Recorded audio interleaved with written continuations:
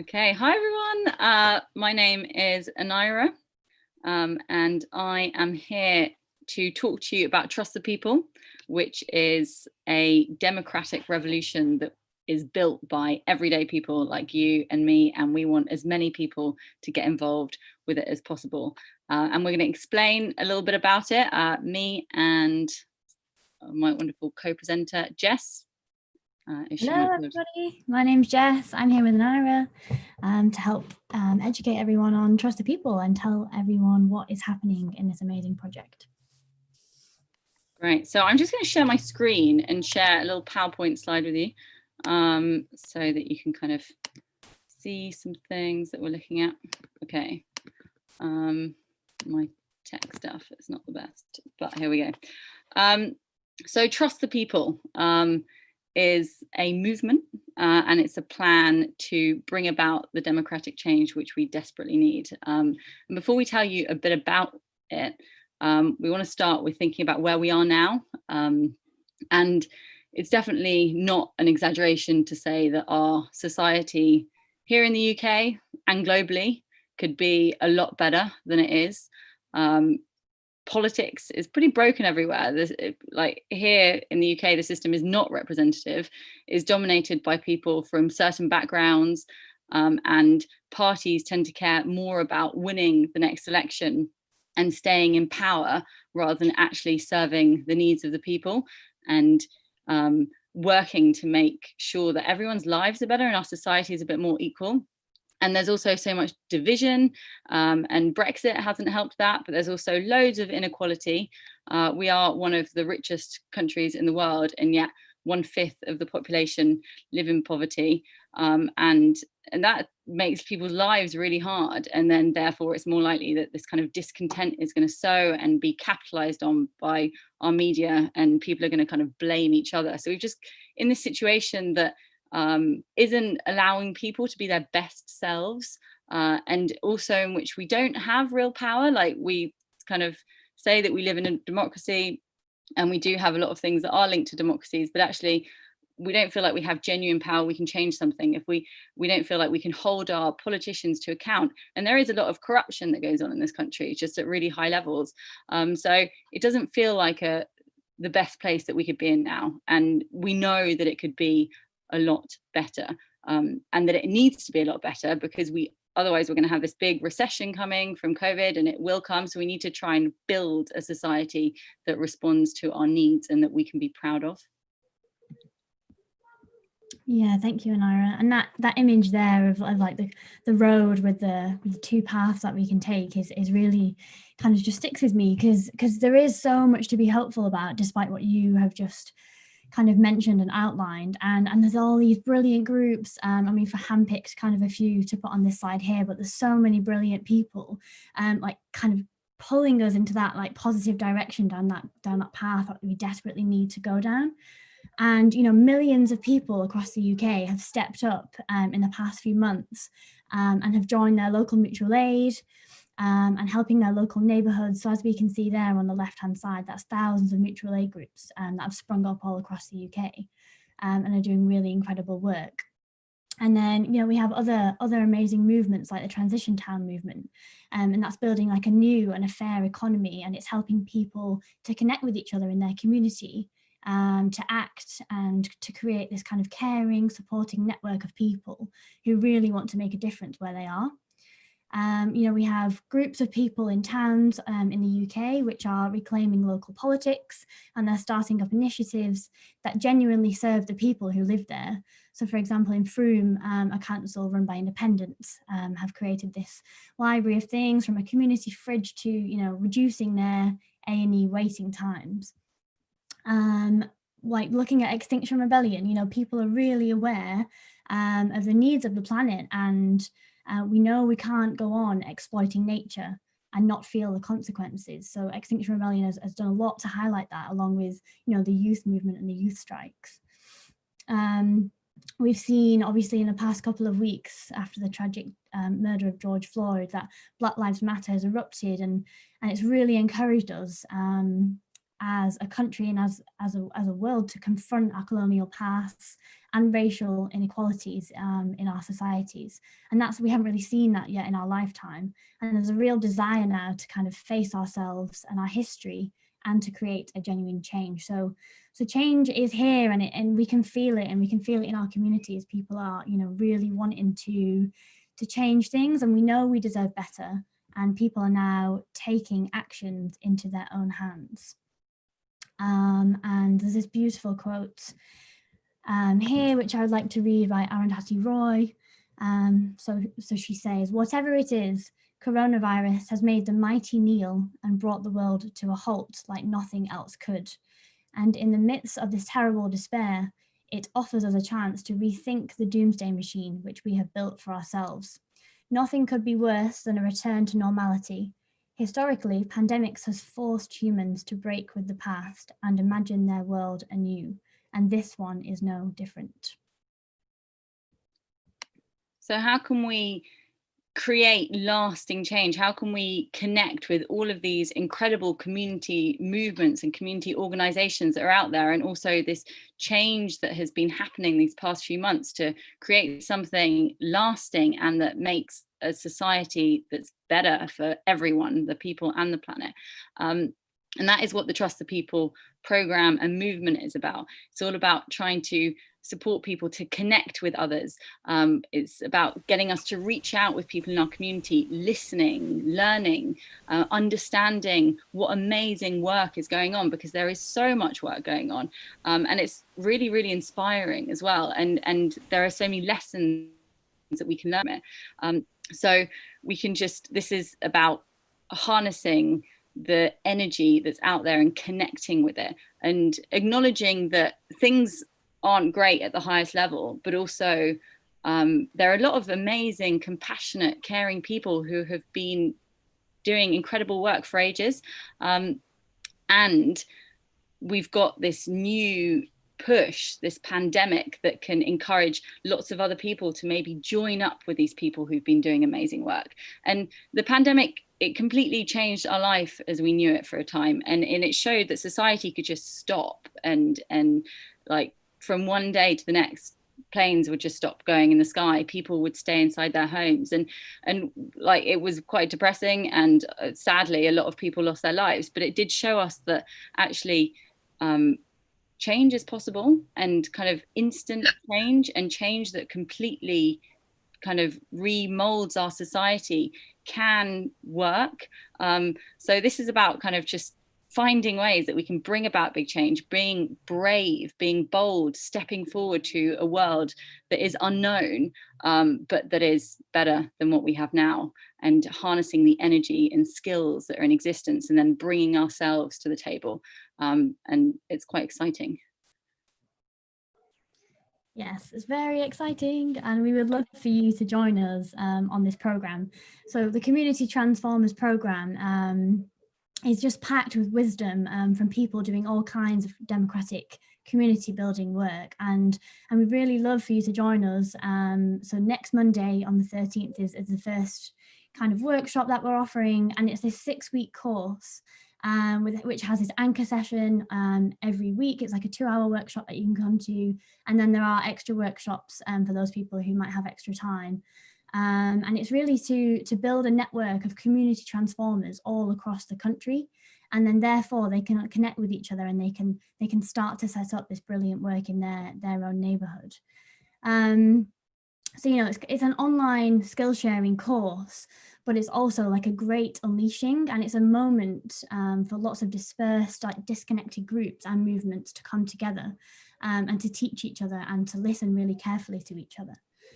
So we want to highlight that Trust the People, it isn't just another campaign, or it isn't a campaign or a coalition. It's kind of here to weave together disconnected groups and bring people into the same conversations. We want to help to support a movement of movements, and we want to get us all reclaiming our system so that it serves the needs of the people in our communities and our neighbourhoods, but also of the planet. So this course has been kind of crafted over the past few months with the help of loads of different groups and clusters, And you know, each time we run this course, it's going to evolve, and it's going to keep changing and evolving with you know, people that come along on this course with us and bring their stories, and what we learn from people who go through this Community Transformers program.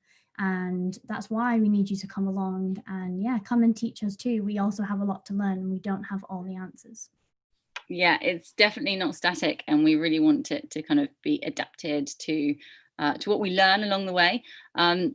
So we've divided it initially into 5 sections that we've called modules, and they're full of workshops, resources, activities that are all about community building and community democracy, and they're all free, and they've all been, as Jess said, been shaped by so many people.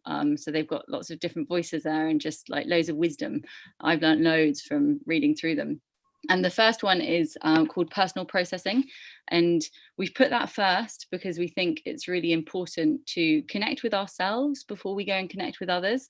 Like, we bring our own stories, our own biases, our own identities to every interaction that we have. And that can kind of shape how we engage with people, and it's really important to try and understand that and better understand ourselves. But also within this module, it's not just about kind of self-understanding, it's also about self-care and building courage, because it can be really intimidating just going up and talking to strangers, but that's also a really necessary part of community building and making connections. And our second module is group support, and this is about preparing people to work in teams really effectively, like in teams that support each other, that are empathetic, that are considerate, and that kind of move away from this individualism that we're taught in school, where it's just about I and whoever wins. So it's about creating like lovely, emotionally supportive spaces, aligning each other, but also knowing, having the skills to overcome conflict, and thinking about how you can work through things together and just work really well with others. Great. And then, yeah, the third module that we have is engaging communities. So this module is to assist us in reaching out to others in our communities and forming those relationships, which are hopefully founded on trust. And it has suggestions in this module on, you know, how to connect during times of isolation, like a period like what we've just been through, but also how to create genuine connections and engage with diverse communities and people that you might not have usually reached out to before, and bringing everyone together from different communities within your one community. And it'll look at skills which are really useful for this, such as active listening and loads of other skills that we can hopefully learn and use to engage our community. And then going on to the fourth module, which is community assemblies. So this is kind of like a training one where we look at how to run people assemblies in your community. And people's assemblies are a democratic way to just discuss and to share ideas. So it's about training people to facilitate these and to hold these in your community. And then therefore the community can use that to discuss local issues and to find solutions. So it's not really anything really complex. It's basically just a structure and an inclusive process for which a group of people can come together, discuss ideas, generate ideas, or make decisions collectively. And this is in a way which ensures all voices are heard and valued equally. And lastly, we have a community organising module. So this is kind of putting ideas into action to create the change that we've been talking about throughout this program so far. This could be starting up like a local housing co-op, or you know, reclaiming the local council. And then after that we kind of go to a graduation, and then you'll become a community transformer, which is amazing. Yeah, and we need as many people to get involved as possible, not just because if we're going to create genuine change, then we need loads of people mobilizing, but also because there are voices missing in terms of the creation of this program, and we need those voices. So if you come and attend workshops, feel like there's something missing, get involved. Like, yeah, give us your energy or stuff that you can give. And the idea is that once we start having these community assemblies, and we can link up and have neighborhood assemblies and have more community organizing, more emotional connection, then get them in areas, and lead to having a kind of a stronger collective voice and being able to share resources widely, and just actually being able to have a genuinely democratic society where we have a stake in the decisions that we make and we're listened to. And we don't have to return to the society that we had before coronavirus, like, and that we're starting to return to. It's not fair, like, it's so unequal. It could be so much better, and people are amazing, like most people, not the ones who seek power, but most people are beautiful, compassionate, incredible, and so creative. And if we just like unite those forces, we can create something that we can be proud of and that looks after everyone, which would be amazing. So we're just going to finish with another quotation from the fantastic Arundhati Roy, and I will read it out. Nothing could be worse than a return to normality. Historically, pandemics have forced humans to break with the past and imagine their world anew. This one is no different. It is a portal, a gateway between one world and the next. We can choose to walk through it, dragging the carcasses of our prejudice and hatred, our avarice, our data banks and dead ideas, our dead rivers and smoky skies behind us. Or we can walk through lightly, with little luggage, ready to imagine another world and ready to fight for it. So join us in the fight, and we're starting this kind of program on the 13th of July, and we would love to see as many of you there as possible. So yeah, please come and join us. Thank you for listening. I'm going to stop the share, and yeah, thanks for listening to us. We're going to pass it over to Vish now. Thank you. He's going to take you through the expert panel. So thank you, everyone. Thank you, Anira, and thank you, Jess. Maybe we can just take a moment, just a couple of breaths together, just to allow that to digest a bit, because that's a tour de force, all that information.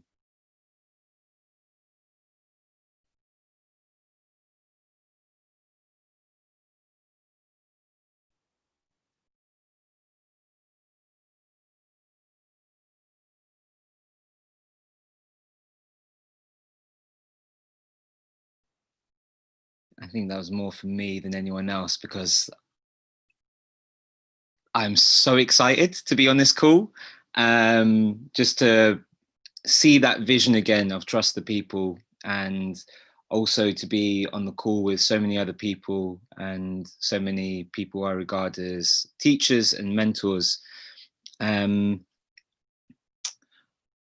Yeah, so I'm Vishal. I still am part of the Trust the People program. I joined in about October last year, and then kind of took a pause in about February or March, as I moved to Tottenham during COVID, and then recently been doing some community organising with Bhavini, who's here.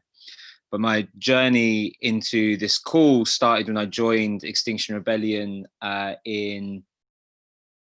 in March last year, I guess.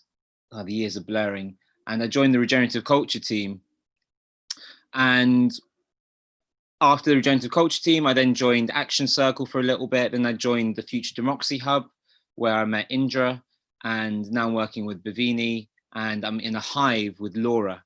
So, and and April's with me in regenerative culture. So I'm really excited that they're on the call with us today. And I think I just want to say a couple of words before I ask them to introduce themselves and say a little bit, and then we'll come to some questions. So you can post some questions in the chat if you have them that you'd like to put to some of the panel members. And what really excites me about Trust the People is for me, it really gets to the heart of what I think the problem is in society. And the heart of that was made clear to me as I was in regenerative culture and was, talking with people like April and others. And I started to understand that the deep issue that we're facing is one of disconnection and separation. The racial injustices we see through Black Lives Matter, any oppression comes from a deep sense of disconnection, where we do not see each other as equals and we do not see ourselves as connected to the planet. And I really, really value that this program is all about connection, and it's all about transforming ourselves and others through direct human interaction. There's a really important role for activism to play in terms of the traditional XR tactics. But unfortunately, the way in which a lot of our actions could be kind of caricatured is we do an action that gets a media headline, and then we trust that that media headline will be seen by some people and will shock them into action, or some action in person and be shocked and changed. And a lot of it's based on people having a negative reaction to what we're doing and then eventually coming on board. Whereas with Trust the People and with community organizing, it's all positive, it's all love, it's all meaningful face-to-face connection with people. And it is so nourishing. It's so nourishing to be doing. I think I just wanted to say a couple other things before I pass on to some of the speakers. And that is, when I joined the Regenerative Culture team, one thing I realized was that I was encouraged to figure out and understand why I was really part of XR, and to understand that it wasn't actually to stop the climate from breaking down. It was to foster I'll turn my video off. It was to foster a movement that would create a human society that was purposeful, meaningful, and deeply connected to everything we could be connected to. That was the real aim and intention. The climate crisis is a symptom of that. And then as I came to join the community democracy team, and I met Indra taught me something about deep hanging out and the importance of community and building community. And I realized that one of the basic ways in which I'm disconnected is that I don't feel community. I don't have a strong community. And April said this thing once. She said, it's not that there isn't community, it's just that activists don't want to be part of those communities. You know, there are huge communities out there, massive. I'm meeting a lot of people now, like work communities in the States, football communities. There's all sorts of communities out there. But me as an activist and from a middle class upbringing, I wasn't really connected to many communities. And then recently working with Bhavini, I've found that the importance of cultivating meaningful connections is really linked to solidarity, and a real testament as to whether you are connected with someone is whether you're willing to put their struggle before your own. And when you do that and you show that solidarity, you develop a trust, which, everything's just disappeared.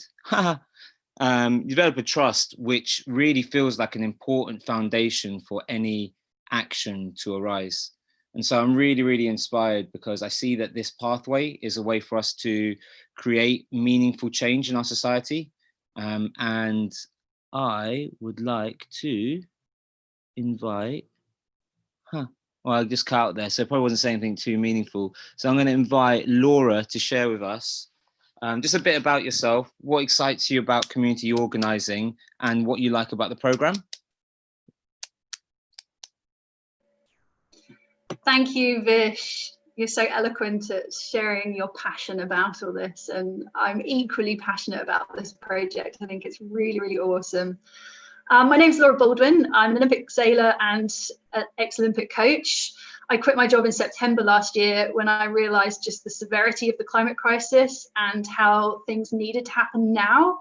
I got on board the Climate and Ecological Emergency Working Group for my local council, and I kept saying, we've got to plant trees, we need food gardens, we've got to cut our emissions, like, how are we going to do this? And then I realized that just saying that we need to do this wasn't enough, and I needed to get out there and actually help the community to make it happen. Through XR, I learned how amazing people's assemblies are, just so powerful at getting people to come on board with you and to feel part of making something happen. Just through the power of active listening and through being heard, people who can be really strong on their ideas can be heard, have their opinions heard, but they hear everybody else's opinions, And the outcome of a people's assembly might not be what they had initially wanted it to be, but they've completely bought into it, and they're completely consenting, and they're completely part of, yeah, let's go and make that happen. And I just think that's brilliant. And yeah, through my local Extinction Rebellion group, we ran 3 people's assemblies in February, answering the question of our local council of how they should tackle the climate emergency. And just, you know, all 3 actually came up with very similar ideas from each. And our second question was, and what can we do as a community? And that really got people's energy and passion really flowing. And they just really wanted, they were so much more engaged in the what can we do? And they're like, okay, let's make this happen. And you know, you channel that energy, you take it and you run with it. And so after that, we started doing clothes swaps and toy swaps, and starting a community allotment and planting trees, and everybody was coming out and helping and getting on board. And then COVID hit. And so we have gone on a pause. And then this project came to light in my world, and I just was so excited by it. And I'm really enthused to help roll it out across my region in the Southwest, and even across the country. I'll pass back to you, Vish. Yeah, beautiful. Thank you, Laura. And just remind me of something, which is that I really think this program is a scaffolding, really, and that all the learnings that people are going to have are going to be on the ground, and that support network. So when you're doing the people's assemblies and your learnings that you'll be cultivating, you can share with your support network and kind of get through to more people. Okay, I'm going to pass on to April. April, would you like to introduce yourself?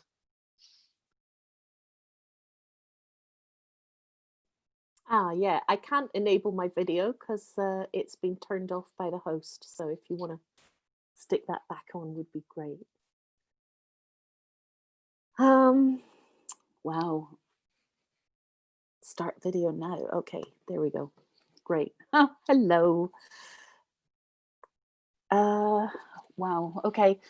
So community organizing pre getting involved with Extinction Rebellion for me was as an artist, as a collaborator at festivals, everything from walkabout theatre to singing and performing, looking after fires, but also for the last 2 decades, I've been rooted in supporting communities, really through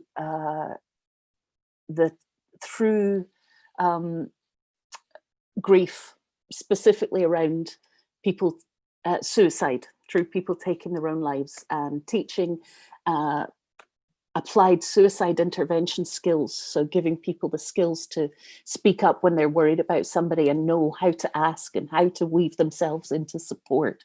And it was through grief, I guess, that brought me to Extinction Rebellion. It brought me to meeting people at Rising Up. It brought me to an awareness of the grief of the living world other than humans. And I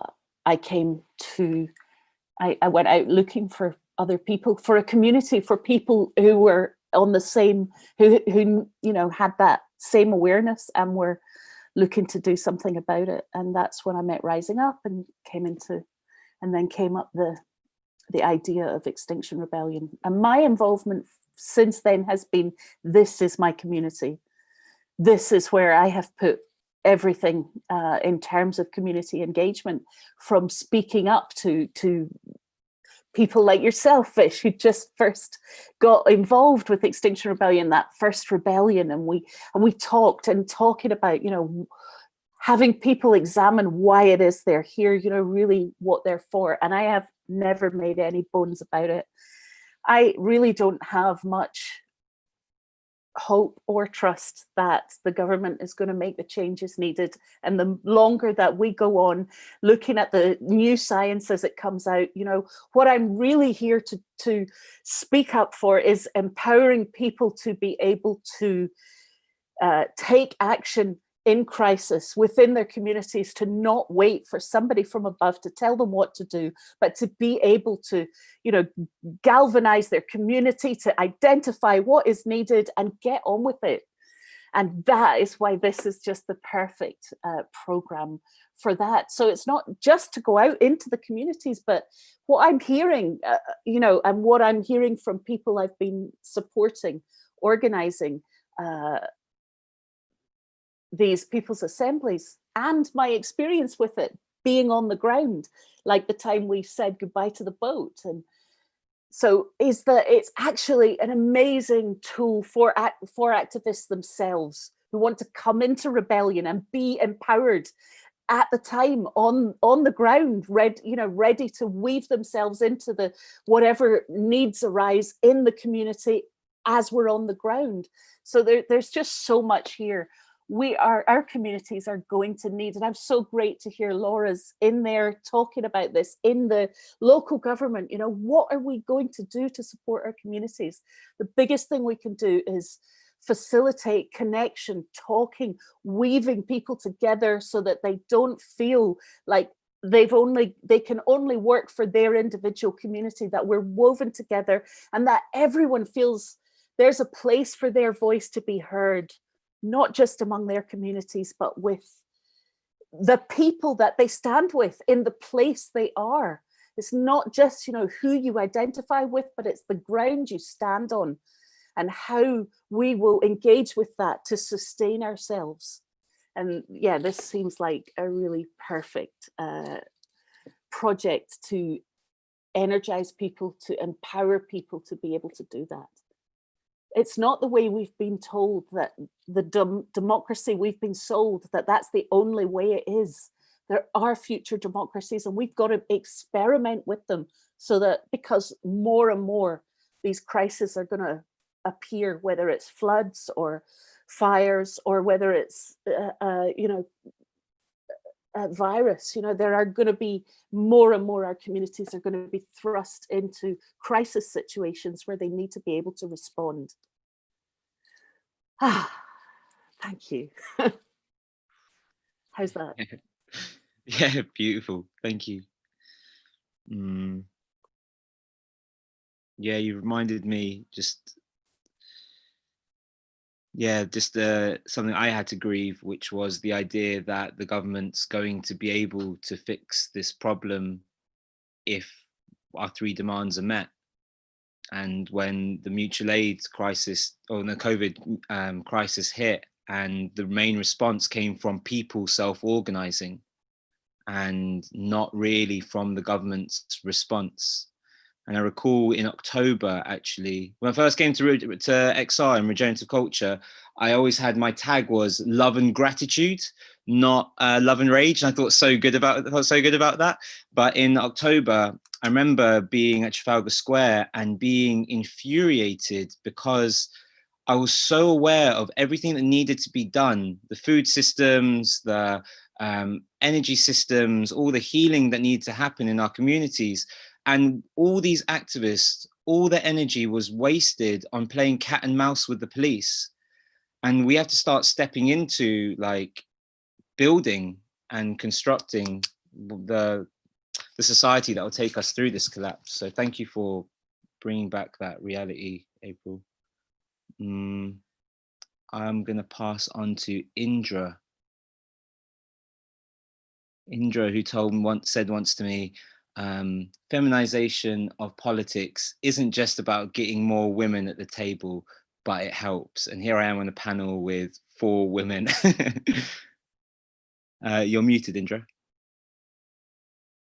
Thank you. Yeah, and it is extraordinary. I mean, I'm feeling the power of this meeting already, and that's very exciting to me. I mean, I've had a lifetime, which is, it's a considerable amount of time actually, in trying to work, in this area of really trying to understand what is people's power. And I run a political platform called The Alternative, which was initiated 3.5 years ago. And in fact, it was initiated as a result of Brexit. And we decided to do this new experiment on the day that Joe Cox was murdered. And we were, there's no better phrase for it than, politics is broken, if politics is broken, what's the alternative? And really that's been our pursuit ever since. But when we started to look at the bigger question, and knowing that I'd been part of a think tank, a progressive think tank called Compass, for quite a long time. So in a sense, I was working with very good political people with very good intent. You know, we had to get to the bottom of why isn't that working? You know, why aren't the good people managing to make the difference happen that we know needs to happen? So that was the big question. And we came to three basic broad entry points into how to answer that question. The first one was, what is the concept of the human being at the heart of politics?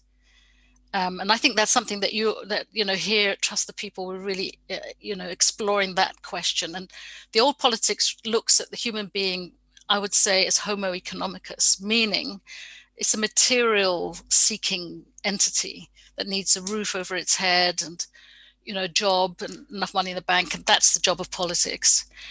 But what we know, and we've always known, and what here, is that the human being is what we call a biopsychosocial spiritual entity. It's complex, it has many needs, but also it has the most incredible resources for making change happen. And really what is the problem with our politics is it doesn't see the human being at the heart of it. It takes the human being for granted. It instrumentalizes the human being. It tells the human being from a great distance what it ought to be doing. It doesn't see the human being. That is the core of all the changes that are possible. So, our formula, if you like, is that the reason we don't have the means or the intelligence, as a society to make the changes happen is because most of the people are excluded. The intelligence of most of the people is excluded from the answers that would solve the problem. So that's really basically what we're up to. We do three things. We run a daily alternative, which is a daily newspaper or a daily blog that shows that all the solutions to our problems are already out there. People are in their own small ways, creating a lot of solutions to the problems that we see, but these solutions don't know how to join up or how to work better together. We look at the social political system that is driving our economy, and we know that that isn't right. We need to restart the system, and so we're working with a lot of the people who are who have been for the past few decades creating, as Buckminster Fuller would say, a new system that makes the old one obsolete. And then the third thing we're doing is we run citizens action networks in communities. So that's really where our community organizing happens. Our kind of community organizing is to work a lot with what we call the usual suspects, people who are already working globally as well as locally, and then bringing them into connection with the people. But it's such a complex and demanding job to do that, when we first started working in the Future Democracy Hub and introducing this idea of it's really the work that we do in the communities and how people come together, that's the most important work. And we don't have the resources to do that. And we can't occupy that ourselves. This is when everything that Trust the People is doing is the answer, really. It's the, these are the people that we are waiting for, the people who are willing to do the work with Trust the People, and it right at the core of it is the issue. Do you trust the people? Can you see the human being? Do you trust the people? Because when that starts to happen and you start to make relationship between people, that's like a quantum shift. That gives rise to a quantum shift in our society. That's the very thing that's been missing all this time, and it's the stuff that we should be doing. So thanks for just the opportunity of being part of this whole movement. It's I'm excited by it, and it's got all the right energy. It's highly intelligent. That's the way I would look at it. Everything that's been brought in here is what needs to be known better. So thanks for that. Yeah, thank you, Indra. Bhavini, are you there?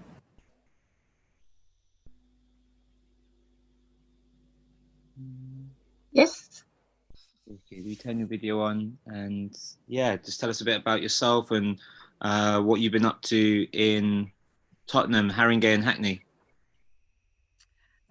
So I'm Bhavini Patel, pretty much London based all of my life, before born in India, but in London since I was 10. So Tottenham has been home for the vast majority of that, and then recently Haringey, Hackney. So it means that I have a fair amount of exposure to embedment within my community. So coming from a cultural background where your neighbours are relevant and your family's relevant and your extended family's relevant, as well as your neighbours' kids are relevant, it's a natural community. I didn't realise I needed to express myself in this way in a language with other people. I thought it was a given that this is what happens around me. It's only as you grow older that you kind of realise other people don't necessarily operate in the same way. So from a young age, I was pretty much involved in youth work and integrating youth into providing better futures for them, and then had a short period out into work environment, and then came back and realized that democracy for me was not representative. And so I spent some time, never having been a political party member, didn't feel anything fit for me. And I'm not going to sit here and pretend that Jeremy Corbyn had all the answers, but it was the closest thing I ever thought to the possibility of a democracy that I wanted to see. So I became a party member, and I drove actively into that party, the Youth Quake, and turned 5 constituencies here in London into Labour. So activism and my professional background is marketing, so the two go in hand quite well. When I spot an opportunity where I can overlay with some with a heartbeat, it's quite natural to me to spot and identify and move through to that space. Most of the time I do it on my own, or I build my network as soon as I spot it. So I did that in the Labour movement for the Youth Quake across London. Obviously it didn't work, and in the meantime I knew that that the media played, so the democracy we have in place is pretty much poisoned by the media. So who is informing our communities? And having been part of a big Indian community, I'm listening to uncles and aunts and parents talking about wanting to vote Conservative, and they're Indian, and I'm like, how is this still possible? How is it that they've not translated this stuff? And it's because I hadn't continued the dialogue at home. And then I realized that actually this is where communities play an important part in democracy, that really we have a corrupt press system, media system, we have a corrupt governmental system, and the only place to unlock that corruption is at ground level. So if you're embedded in your communities and we're educating each other, when the media or a politician tells you something different to what your community is telling you, you will listen to your community before you listen to a politician or to the press. So for me, it was about how do I bring about effective change through using, because the democracy, we're not going to be given democracy, but the only way we can exercise democracy or feel a sense of power is within communities. Once we are demonstrating that and we have that sense of power and ownership, then only can you rise collectively through multiple community networks. So that's kind of how I came about to deliver upon coming into XR. So I came into XR March, April last year. And generally I was an observer, so being in the arts suited me to be able to observe how things work in XR and how it was operating, and where I saw the mechanisms of operation and what they kind of looked like. And then I had a personal situation, but once the Black Lives movement kind of erupted, I felt incapable of sitting at home here in Tottenham and doing nothing. So that's what led me to take the kneel down by myself outside of Bernie Grant Arts Centre, and I did a shout out to my community on Facebook to say if anybody wants to join me, come along. And some people did. And when I looked around, I was heartened and realised we're in a moment. We're not in a moment, we're in a movement, because the people I was looking around, And, you know, people are scared of using the Black community, the white community labeling. And I don't like to generally labelize, but they do help you digest what the heartbeat of what was happening there. I stood in a square and I had 60, 70 white people surrounding me. And for me, that was the first time I've seen that level of solidarity for a Black community from the white community to such an extent. Within an hour, I had 60 people looking at me. So I knew that the time had come, that there was space, and the space came through COVID, allowing people not to be put to the grind for 40 hours a week with family pressures and not having the time to come out and do that. So that's when you know that the heart in the human is there. The vast majority wants to be in solidarity with us, BAME people, but they just never have the time to reflect or galvanize themselves around doing anything. So they needed me to put that pin in the ground for them to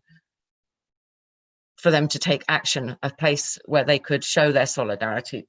So that kind of led to the community work that I've started with Vishal, in that there is a building bridges, in that solidarity and racism and democracy and feminism and all of the justices that you can possibly imagine, that whilst we are divided on the colour line, we are not going to be able to unite across those other fronts.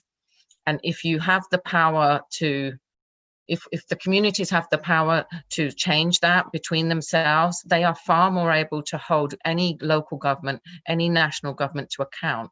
And having done political work at local level and at national level, I recognise that that's where the power lies.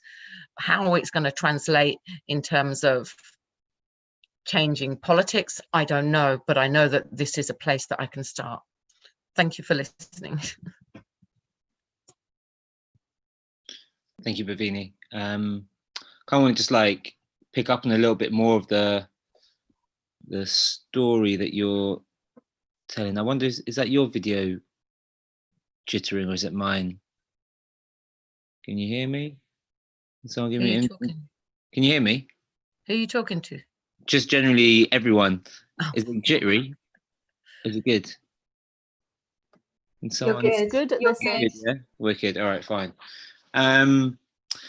Yeah, so Bhavini was running these rallies, bringing people together to show solidarity to the people suffering from racial injustice, like now and historically. And we had the idea of turning one of them into a community assembly. And at the end of one of the rallies, where I think there were about 500 people, it was the anniversary of Grenfell, so about 500 people, and we called for an assembly afterwards, and about 130 people stayed. And we asked the question, how will we create lasting and meaningful change here in Haringey? And people started discussing and coming up with some solutions, some answers. And then a week later, we had another gathering, and now we're meeting every Wednesday, and we've got a team that's forming. And really interestingly, in that team, the one in Haringey, there's maybe 3 people in Extinction Rebellion. The rest are not in Extinction Rebellion. There are a lot of people who have never heard of Extinction Rebellion. I'm not talking about I'm not talking about some youths on the local estate. I'm talking about middle-class white people who live in Tottenham who've not heard of Extinction Rebellion. And I was flabbergasted. I was shocked. I was like, are you kidding me? After all I gave up last year, you've not even heard of what we've been up to.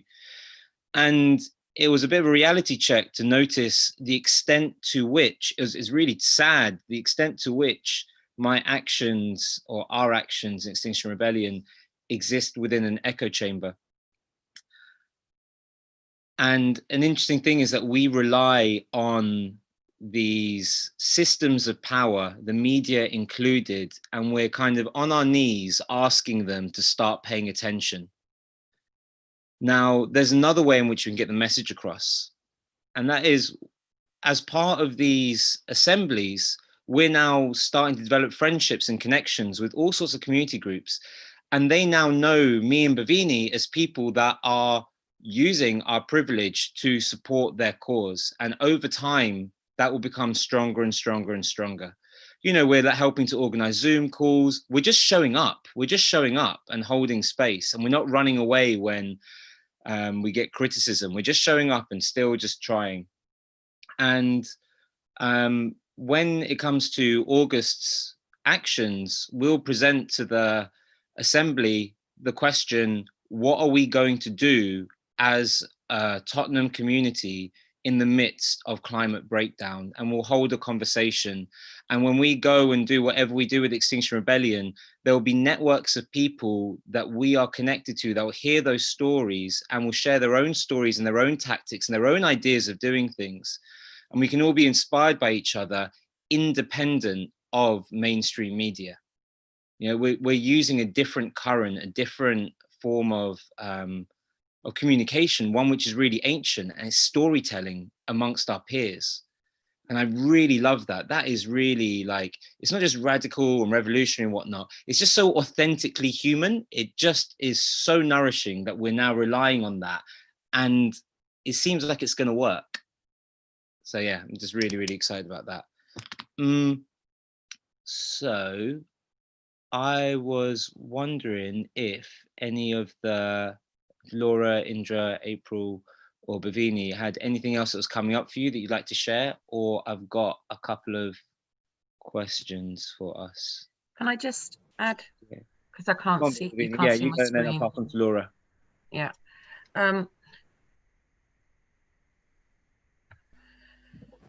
One of the things that I really, it comes naturally to me, but I hope that from the stories that you hear here, is that people talk to me about, so let's go do outreach. And I'm trying to really get people to understand there is no word as outreach. Be yourself, walk down the street, smile at the person that's walking past.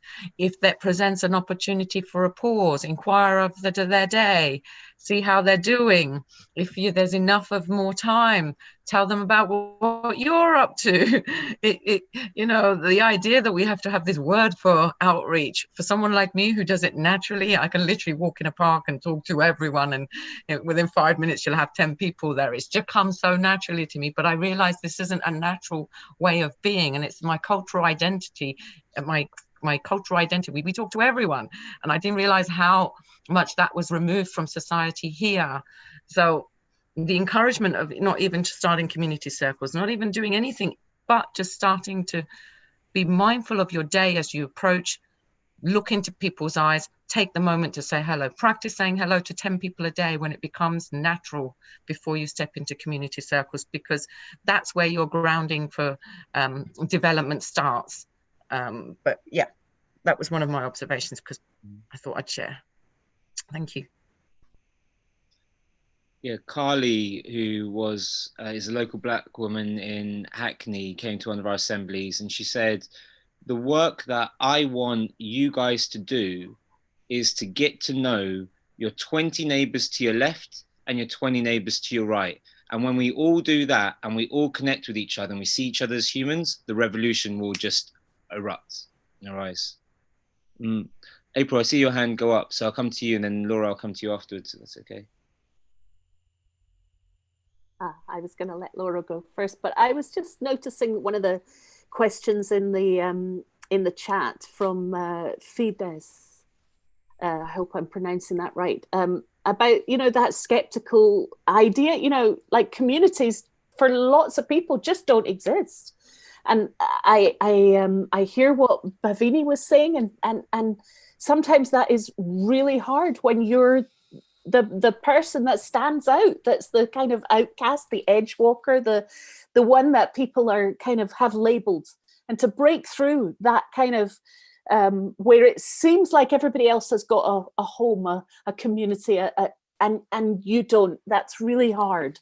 And what I'm really interested in is that these pull people in to give them a voice, even when you're on the edge, when you're the edge walker, even if you don't feel part of that of a community. This is a place where it's a really equal distribution of having a space for voices, even when they're not already wound. So this is part of that growing community. You know,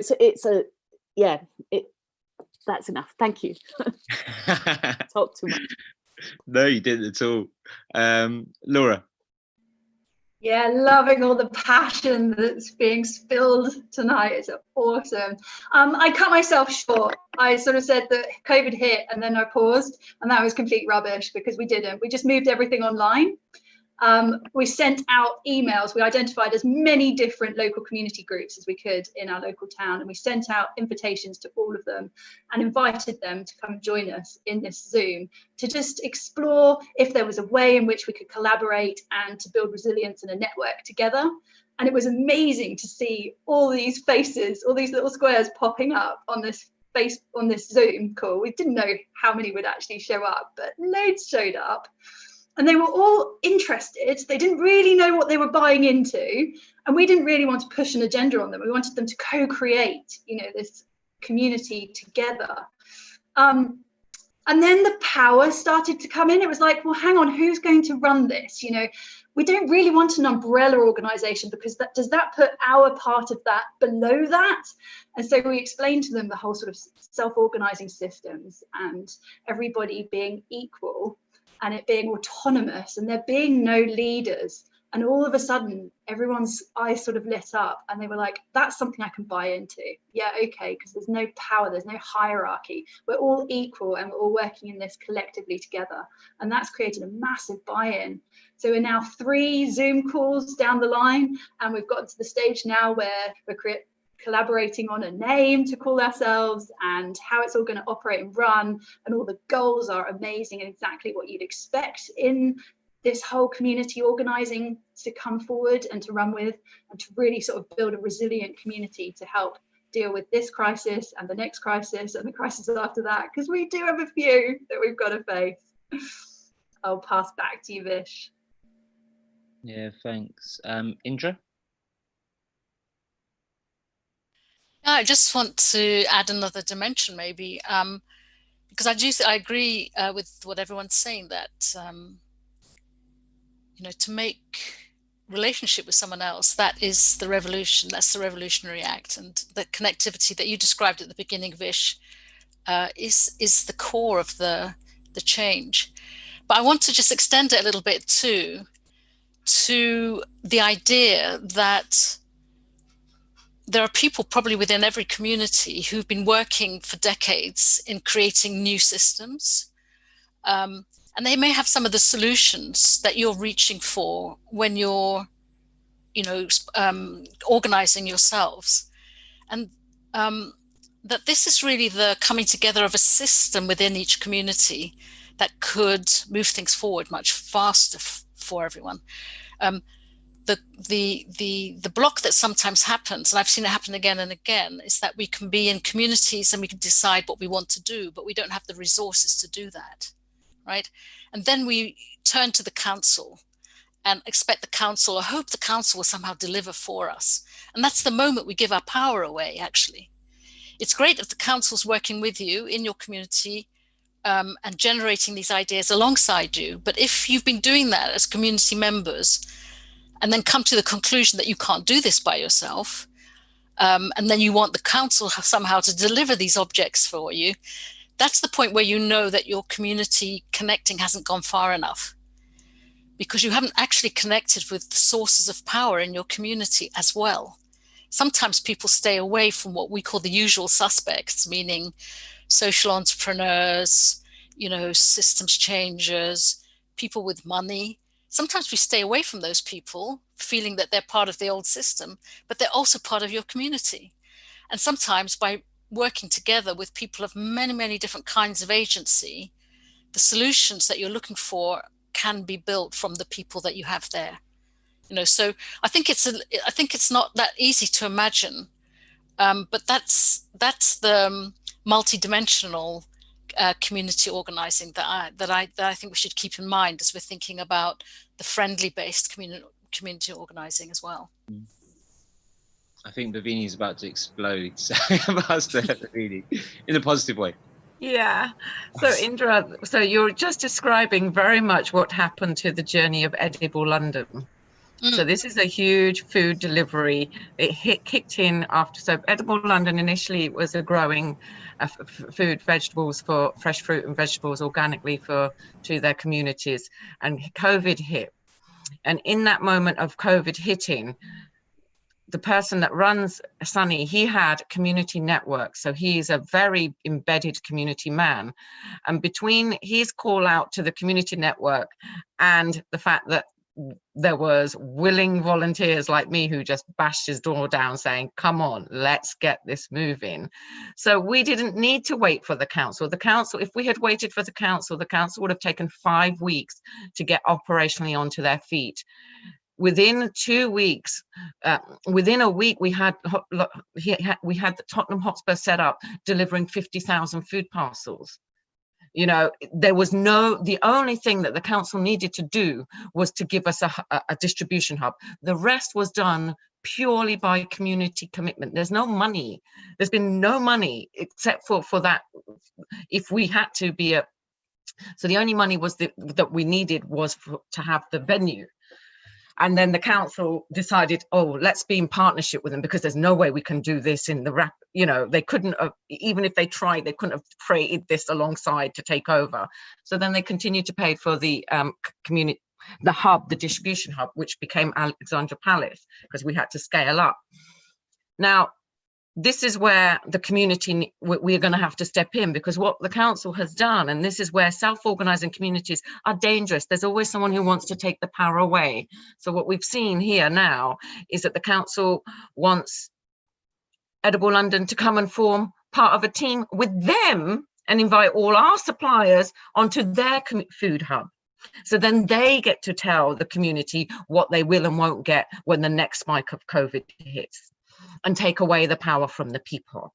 So what you were suggesting there, Indra, it's so, during the time of COVID, and even now we still have a golden opportunity because COVID, we are seeing destruction in many different ways. Job losses, I know already last week, so when we talk about middle class movement, we are going to feel it within our own movement. 5 of my friends lost their jobs last week.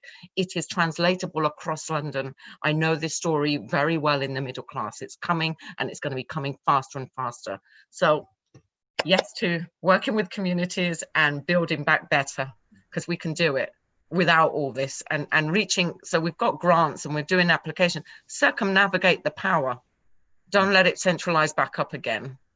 Thank you. I'm going to come to Laura, then I think we should go to some of the questions that have been asked. Yeah, we're working to, I completely hear you, but yeah, we're working to try and keep the council and bring them on board with us so that we've got everybody moving in the same direction. So we've got no forces working against us. But I was sparking, Indra mentioned imagination, and you know, a lot of the blocks that I find in people are that they can't imagine what the future is going to look like. They hear, oh, we've got to change, we've got to cut to zero carbon, and they imagine that we're going back to the Stone Ages, and they don't want that. And so we invited Rob Hopkins, who's co-founder of Transition Network and author of 2 incredibly inspiring books, to come and do a talk last weekend, again, to all these local community groups and to all the council members and anyone across the Southwest that was interested in listening to him speak. And he's just got so many amazing examples of out of the box thinking in the way that communities are mobilizing and working, the sort of things that they're doing.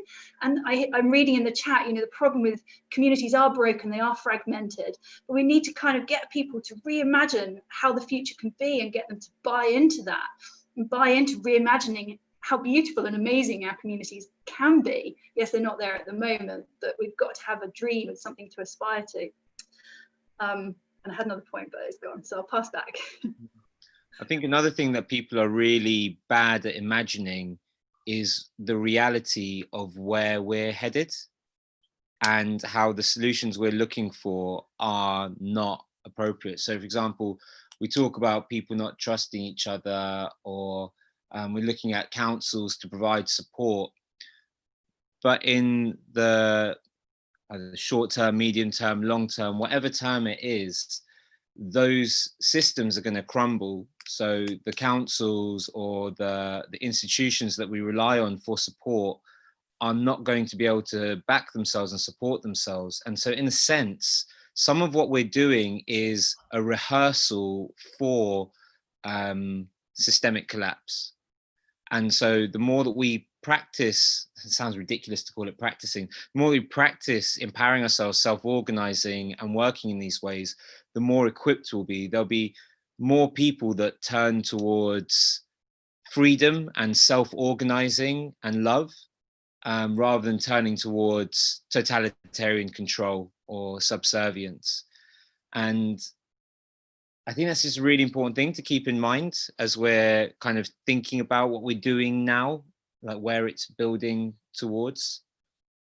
And the other thing I just wanted to mention is about empowerment. All of you have mentioned empowerment, and I was saying before that the kind of the deep root cause of the crises that we're facing, the different crises, whether it's racial injustice or climate crisis, is disconnection. But you could also say it's disempowerment. It's like people aren't empowered to, we're not empowered to even use our intuition to see what problems there are, let alone use our power to start thinking about solutions. You know, our time is taken up doing jobs that are not meaningful or purposeful. And what I'm seeing is that, I just want to simplify things a little bit. So in Rojava, they have this policy, and it's probably in like lots of places, where decision-making is devolved to the most local level possible. So you still need some national and international coordination. But when there's a decision to be made about whether or not you mow your grassy verges, or whether that park should be a concrete jungle or allotments for people, that is made by the people that are affected by it, not by someone removed from it. And that process of empowerment not only has the potential to lead to better decisions and helps people to exercise what it's like to organize, but it's also like so much fun. It's so much fun to be applying yourself to something that is directly and materially affecting your own life. Or fun might be the wrong word for this one. It's maybe really deeply purposeful, meaningful to be directly addressing an oppression or an injustice which is affecting you and your communities, not begging someone else to do it for you.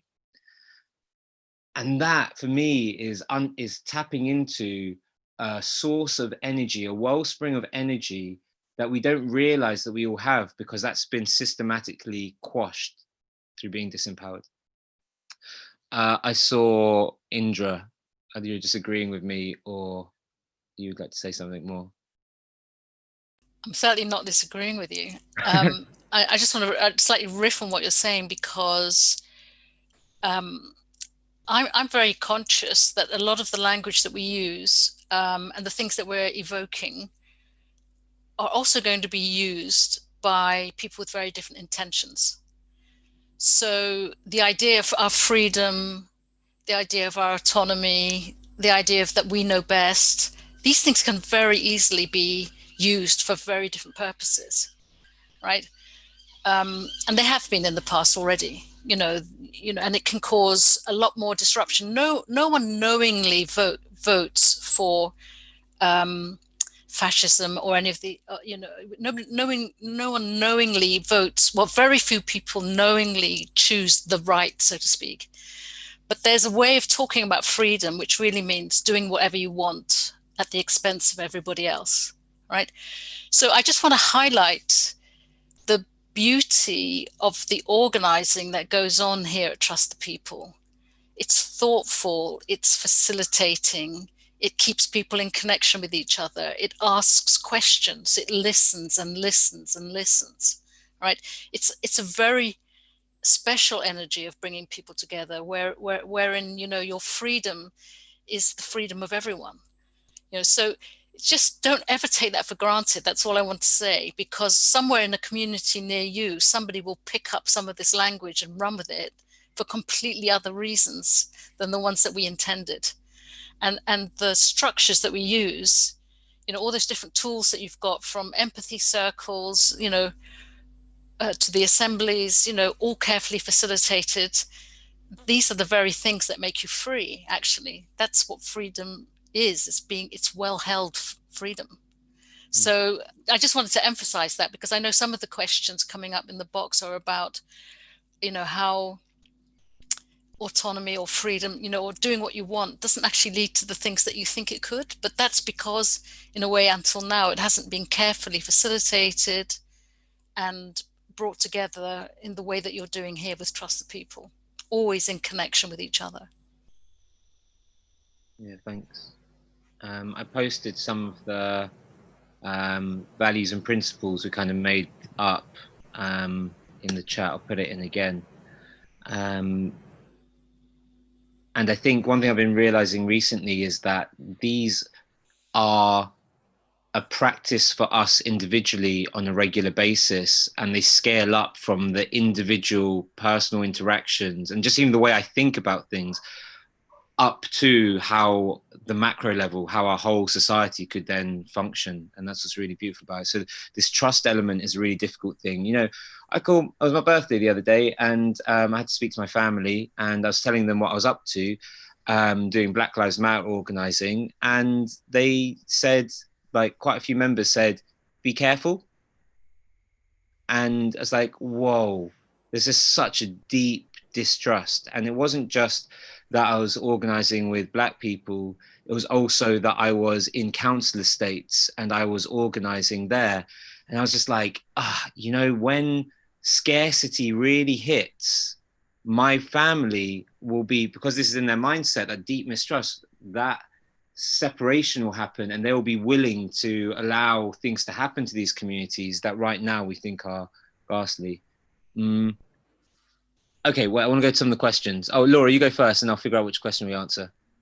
I'm just answering one of the questions, something about how do we bring this to government? And the government part is the citizens' assemblies. So trusting the people with the citizens' assembly, where the people are selected by sortition, that have a real cross-section and really represent the demographic of the population. And we've really got to sell this to our MPs and let them realize that it's not taking away their power, it's empowering them. It's strengthening politics. It will enable them to make those difficult decisions that they're going to face, especially with the climate crisis, and enable them to make those decisions. So France, a couple of weeks ago, their citizens' assembly, with a 99% in favor, voted to make ecocide a crime. And that is the golden law that we need in place in every country across the world to really make everything right again.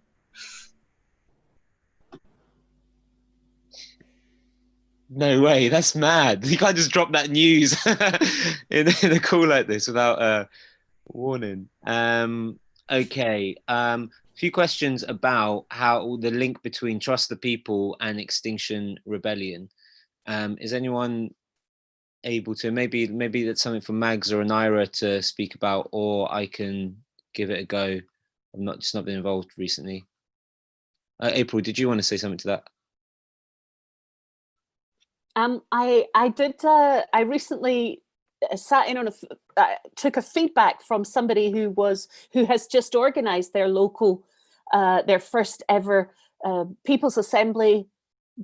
They tried to get some Extinction Rebellion people involved with it, and everybody was too busy. So they just put it out into their community and had, I think, 5 or 6 strangers that they had seen in their community but didn't know, and one person who was a kind of community builder within that circle. And they organized it. She never mentioned Extinction Rebellion at any point in it, and recognized that there would have been a very different way of engaging had she done that. People would have, there's a trust issue, either there's the never heard of it, and then you've got to explain under a label, or there is already some concerns. You've got an agenda if you're labeled up. And the feedback was just really great. Her concern at the end of it was that she doesn't yet have the climate on the agenda of what they're going to talk about. And it was like, hey, that's, you know, that will come, because because what they did decide was to have a menu of topics each week, and that menu would be drawn from things that came up in the community and in the news. Well, you can't ignore the fact that the climate's going to come up over and over again in the news. So there's, of course, a way to feed it in. We don't have to be labeled up in order to tell the truth about where we are. And I think, say in the example we're using in Haringey and Hackney with the Black Lives Matter organising, we're not hiding that we have met through Extinction Rebellion, but that doesn't limit us. And we're very quickly bringing in other people to be part of the organising group. And I'm introducing them to this network and just saying, here's a set of tools and practices that aren't Extinction Rebellion's tools. They're just, we're just organising, we just brought this together, and they're tools and skills that anyone can take and learn from. And I think it's a really important thing is that I don't think Trust the People has a complete package. It's not like, oh, you do this and that's it, you've got it all. It's really just that scaffolding to get us started and give us a support network to go and figure out how to do community organizing and how to empower people in our local communities. And yeah, it's just reading what April said, a gift without strings or labels attached. There's no agenda. I'm not going in to say, someone kept trying to pin me just the other day. Oh, so you're here because you want us to get involved in Extinction Rebellion. And I was like, no, I'm genuinely just here to try and address racial injustice. And when they finally settled into that, it was, really, really beautiful. They trusted me. I'm seeing a question here about how do we have time to reconstruct the global democratic system? How can we make sure there will be no corruption in the People's Assembly? And yeah, how do people divide their time? That's probably like a really relevant one. How do people divide their time between doing this and mobilizing for the next rebellion? Is anyone happy to give an idea about that?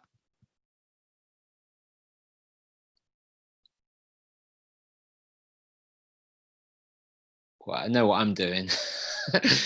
I think that it's a personal choice that you can be making as to what you do. I don't think that they have to be separate activities. And remember that you doing this is like a personal practice. I didn't see your hand up, Anira. I'll just mumble something and then ask you to finish, if that's all right. Personally, one thing that I'm noticing is that I am currently doubtful that we can get the numbers of people that we need to be mobilized in, what's the word? I've been out of the game for so long, in defiance or whatever it is, in rebellion, that's it, in rebellion against the government, given our current tactics. And if you read This is an Uprising or look at the theory of change, momentum-driven organizing, there are two elements. There's whirlwind moments and actions that, galvanize and bring everyone out onto the streets. But alongside that is community organizing, community building. And if you look at, the civil rights movement in America, in India in the 20s and 30s, there was a really firm foundation of interconnected communities that were supporting each other and that were really feeling the injustice to the extent that they were willing to do whatever it took to create change. And we are lacking that. We're now not in the same position. We've had our whirlwind moments and lots of people have come out onto the streets, but communities have been systematically dismantled over the past however long. And so we don't have that firm foundation to get more and more numbers, is my personal opinion. And so I want to work with as many diverse communities as possible. And for me, inclusivity isn't about, I think someone touched on this earlier, isn't just about opening the door and letting someone say, oh, look, the door's open, you can join us. Inclusivity is about going into other people's spaces, showing real solidarity and building real connections in that way. So anyway, there's a bit of a balance there that you need. Anira, do you want to redeem me? No, I mean, you don't need redeeming. But they're not mutually exclusive. Like this, a lot of the stuff that we're advocating for on Trust the People is just like a lot of it is working on yourself and figuring out how your relationships are with people, and how when you interact with people you can build healthier things, a kind of a healthier connection, also a foundation of trust, and that will be super helpful for the rebellion. Like so and it doesn't need to kind of acquire all of your time. It doesn't need to like demand all of your time. We're suggesting that if you are working through the modules with us, like you can either do it at your own pace or just commit to looking at one thing a week, or whatever you want and whatever is viable. But there's not a kind of, it's not a big time commitment necessarily. Obviously going out and doing community work is, but it's also a process. It's something like you can build up to it. Maybe your first thing, if you're super shy, is being like, well, maybe I'm just going to go and knock on my neighbor's door, and then you're going to do that alongside with preparing for rebellion. So it's just adapt it to your needs and what you feel able to do, and they really complement each other, because it's kind of thinking about how you can connect with yourself and others better. And I, like with the October Rebellion, I felt that was kind of missing quite a lot. So actually I think this slower pace of kind of personal growth and thinking about how we can empower all the voices present is actually super useful for Rebellion, because being out in Rebellion can be quite a fraught space, and this can help ground you a bit. I've just seen the question of being like, where does Trust the People stand with regard to Build Back Better? We don't. We should probably be running with them and working with them, and we do have a movements of movements bit to do that. But thank you for that. We don't kind of we're not collaborating with them at the moment. We're just starting, but that is something that we definitely will do.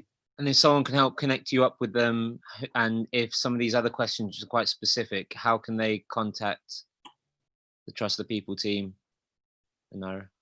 Oh, how can you contact us? We have a website, but the URL isn't the best one yet. If you go on to, I'm going to paste the XR Community Democracy. If you go into Community Democracy in the chat, I'll also paste the link to the website, and that should have a space for you to connect with us. But XR Democracy. So Anira, the live stream ends in 60 seconds, but the call continues. Is there anything that people need to know to get involved? Just visit that website. Next Monday, it starts next Monday. We've also got an Eventbrite link that will someone might be able to paste in the chat. But yeah, it starts next Monday. Like, there's free resources. They're amazing. They've been created by amazing people. If you think they could be more amazing, then please come and help us make them more amazing. So yeah, just get involved. Like, you'll meet beautiful people and it will be inspiring, and you can do it if you've got 1 hour or if you've got 10. And you don't only get workshops, you also get a group, a hive that you connect with and support each other through, and get to tell your stories with from across the country and help you out, which I have to say is like the most important part for me, is just having a group of people to check in with. Like, if I didn't have a team of people, like there's so much to learn, and it's so beautiful to be learning it, and just having people to share that with is really, really important. Okay, so the live streamers will go, but I was wondering if starting with April, you just had any final reflections before we close? Yeah, I really, I guess I really ring with that, you know, the hive of having a hub of people that support you. You know, I got on straight away when lockdown started with Extinction Rebellion and organizing little support groups, and we organized a support call just between people, and I have met people, and some of them are here today, that we started a call at 5 o'clock every night, and we have met every night of lockdown at 5 o'clock ever since. And I can't tell you how that has got me through, you know, lockdown. And I think, you know, I really recognize that having a hub of people that you can start a journey with and you know, unfold together, learn together, support each other, it's just essential. And yeah, brilliant. Thank you. Thank you, April. Laura? Just such rich content and so amazing listening to all of you. I've got so many new great ideas and ways of selling community organizing to my community. And I thank you all for sharing your amazingness. And I can't wait for this course to start and see Vish in our hive. Whenever it is, I gotta check that. Thanks very much, everybody. Passing back. Indra? Yeah, I just want to say, just remind everybody about the power of story and how it's not really a numbers game. I don't think it's a number or time game. I think that if you have a problem that you're working on, and you're, you know, perhaps in a relationship or in a relationship with a group of people, and you make some breakthrough with that thing, the story you tell about that breakthrough can travel far and wide, you know, and people start to think of themselves differently because of the power of your story. So just to keep that in mind, you know, whatever you're doing is relevant, and the way you talk about it afterwards can become, you know, a mind-changing thing for the whole community. So just that. And thanks very much for this. It's been amazing.